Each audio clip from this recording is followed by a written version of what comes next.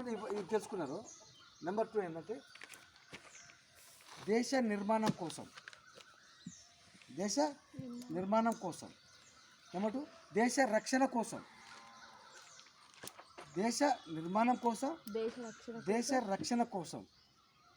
Okay, దేశ ప్రజల శ్రేయస్సు కోసం, దేశ నిర్మాణం కోసం, దేశ రక్షణ కోసం, దేశ ప్రజల శ్రేయస్సు కోసం త్యాగానికి సిద్ధపడ్డ వారు దేశభక్తులు. అర్థమైందా?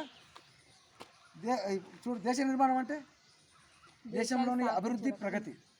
దేశాన్ని నిర్మాణం అంటే దేశంలోని అభివృద్ధి, ప్రగతి. దేశ రక్షణ అంటే మన నేల ఎంతవరకు అయితే మన దేశం యొక్క సీమా క్షేత్రం ఉందో ఆ దేశాన్ని, ఆ భూభాగాన్ని కాపాడుకోవడం దేశ రక్షణ. ప్రజారక్షణ, ఆ దేశంలో ఉన్నటువంటి పాపులేషన్, ప్రజలు ఎంతమంది ఉన్నారో ఆ ప్రజల్ని కాపాడుకునేటువంటి రక్షణ.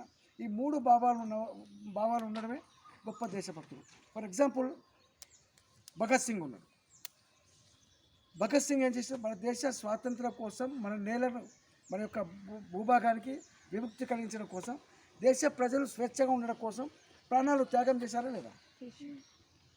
ఓకే, దేశం కోసం ప్రాణాలు త్యాగం చేయడం నిజమైన దేశభక్తుడి లక్షణం, నిజమైన దేశభక్తుడి లక్షణం. చూడండి, ఇప్పుడు ఒక జవాను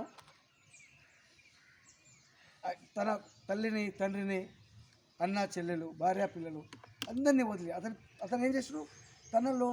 తన యొక్క సంతోషాలని పూర్తిగా, తన యొక్క సుఖ సంతోషాలని పూర్తిగా త్యాగం చేసి అతను సరిహద్దులోకి వెళ్ళాడు కదా. అతను అక్కడ ఏం చేస్తున్నాడు? దేశ నిర్మాణం జరగాలి అంటే శత్రువుల నుంచి మనకు రక్షణ కావాలి. మన ప్రగతిని ఎవరు అడ్డుకోవద్దు.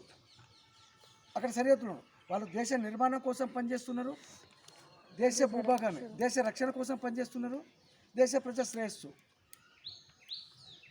అదే రియల్ హీరోస్ అంటే వాళ్ళే అసలైన నిజమైన దేశభక్తులు. ఎవరైతే దేశ నిర్మాణం కోసం, దేశ రక్షణ కోసం, ప్రజా శ్రేయస్సు కోసం తనను తాను త్యాగం చేసుకోవడం, తన ప్రాణాలను సైతం త్యాగం చేయడమే నిజమైన దేశభక్తుడి లక్షణం.